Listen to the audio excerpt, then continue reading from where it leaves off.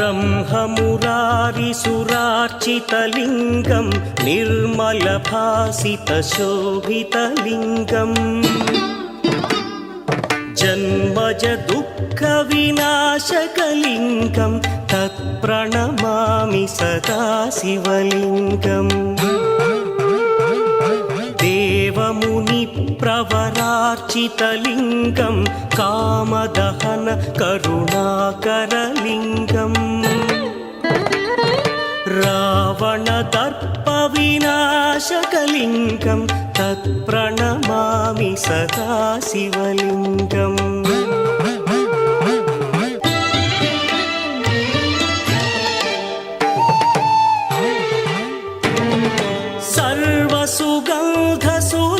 सर्वसुगन्धसुलेपितलिङ्गं बुद्धिविवर्धनकारणलिङ्गं सिद्धसुरासुरवन्दितलिङ्गं तत्प्रणमामि सदा शिवलिङ्गं कनकमहामणिभूषितलिङ्गं फणिपरिवेष्टितशोभितलिङ्गम्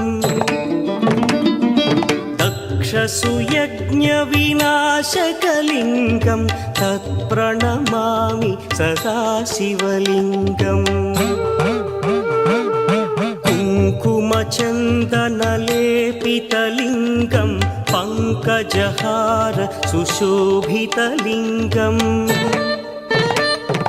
सञ्चितपापविनाशकलिङ्गं तत्प्रणमामि सदा शिवलिङ्गम्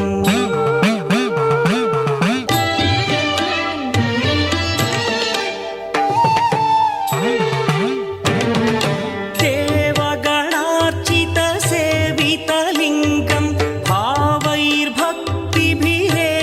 च लिङ्गं दिनकरकोटिप्रभाकरलिङ्गं तत्प्रणमामि सदा शिवलिङ्गम् अष्टदलोपरिवेष्टितलिङ्गं सर्वसमुद्भवकारणलिङ्गम्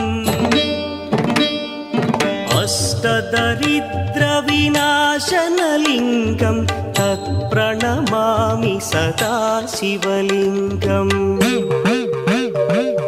सुरगुरुसुरवरपूजितलिङ्गं सुरवनपुष्पसदार्चितलिङ्गम् परमपदं परमात्मकलिङ्गं तत्प्रणमामि सदा शिवलिङ्गम् लिङ्गाष्टकमिदं पुण्यं यः पठेच्छिव सन्निधौ